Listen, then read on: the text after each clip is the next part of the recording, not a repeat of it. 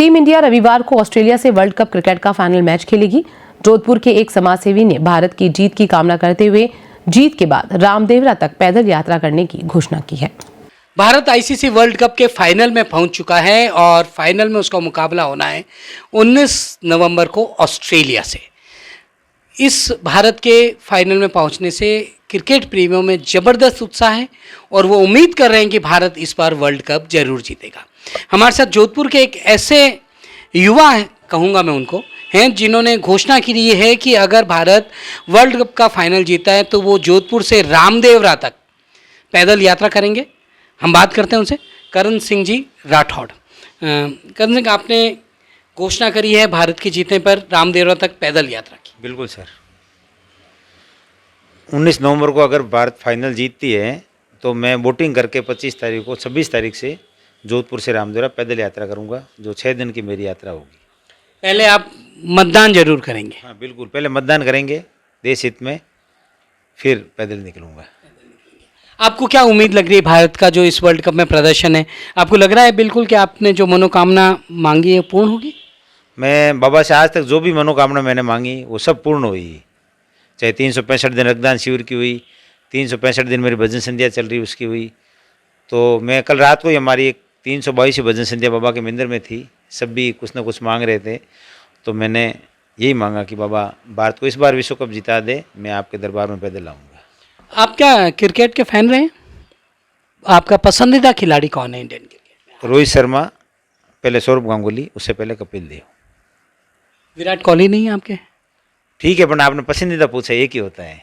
रोहित शर्मा। रोहित शर्मा क्यों पसंद करते हैं? रोहित शर्मा एक लीडर बहुत अच्छा है। इस हिसाब से जो लीडरशिप करते हैं वो देश के लिए खेलते हैं, बिना किसी स्वार्थ के खेलते हैं। यूँ सभी भारतीय क्रिकेटर बिना स्वार्थ खेलते हैं, लेकिन रोहित शर्मा इनमें सब में एक अलग है, जिसने उसने 5 IPL के खिताब दिलाए, मुझे शुरू से पसंद है। ऑस्ट्रेलिया से मुकाबला है भारत का। आपने कल सेमीफाइनल में देखा होगा अफ्रीका ऑस्ट्रेलिया का, बहुत क्लोज मुकाबला रहा। आपको क्या लगता है ऑस्ट्रेलिया से ज़्यादा इजी रहेगा या अफ्रीका से रहता? अफ्रीका से ज़्यादा इजी रहता, क्योंकि ऑस्ट्रेलिया टीम बहुत फाइटेड टीम है, वो संघर्ष करके आगे आती है। जिस तरह अपने वो अफगानिस्तान का मैच देखा, मैक्सवेल ने जो पारी खेली, और ऑस्ट्रेलिया वर्ल्ड क्रिकेट की बादशाह है। हालांकि जो कल मैच देखा उसके बाद ये हो गया कि इंडिया आराम से जीत जाएगी, क्योंकि ऑस्ट्रेलिया 212 रन में भी संघर्ष कर रही है। आप बाबा रामदेव के बहुत बड़े भक्त हैं, रामदेवरा। आपने अभी इन दिनों एक मिशन चला रखा है भक्ति संध्या का, एक शाम बाबा रामदेव के नाम। 365 दिन आप लगातार कर रहे हैं। कितनी भजन संध्याएं अब तक हो गई हैं? 322 भजन संध्या होगी पूरे जोधपुर में, झोंपड़ी से लेकर के हमने महल तक किए, और जोधपुर और आसपास एरिया में भी किए। ये एक भक्ति का माहौल बन गया। जोधपुर में भक्ति का माहौल बिल्कुल ही कम हो गया था, तो मैंने ये सोचा कि घर घर एक बाबा की भजन करते हैं, और ये हमारा सिलसिला शुरू हुआ था 1 जनवरी से। लोगों का उत्साह जोरदार, एडवांस बुकिंग आती है, फ़ोन आते हैं 2-2, 3-3 दिन की, और कई बार तो ऐसा हो गया हमने 5-5 भजन संध्या एक दिन में की, 10 और 20 के दिन। आपको एक बार और बता दें दर्शकों को कि 365 दिन रक्तदान शिविर लगाकर भी करण सिंह जी ने अपने बाबा रामदेव समाज सेवा संस्थान की तरफ से एक रिकॉर्ड बनाया था। वो 365 दिन रक्तदान का उस समय आइडिया कैसे आया था?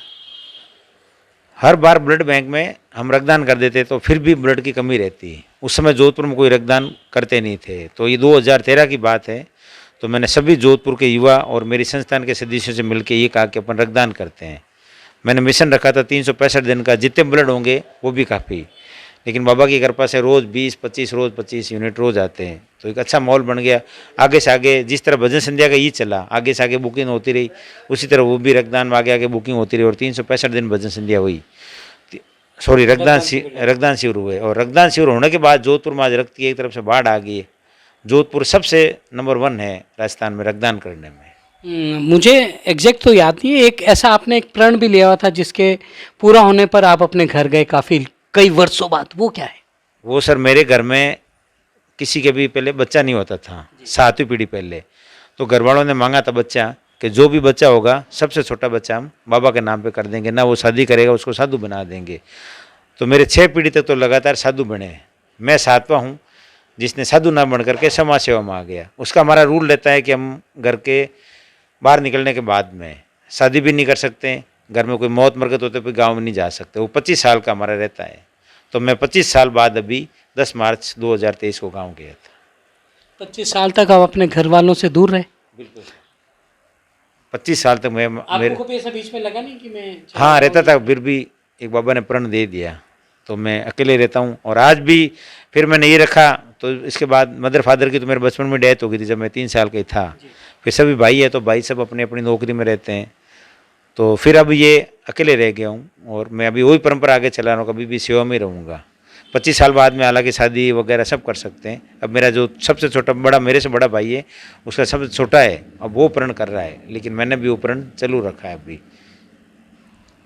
तो ये थे बाबा के भक्त करण सिंह राठौड़, जिन्होंने प्रण लिया है कि अगर भारत वर्ल्ड कप का फाइनल जीता है तो वो पैदल 25 तारीख को मतदान करने के बाद, लोकतंत्र के पर्व में आहुति देने के बाद 26 तारीख से रामदेवरा के लिए अपनी पैदल यात्रा शुरू करेंगे।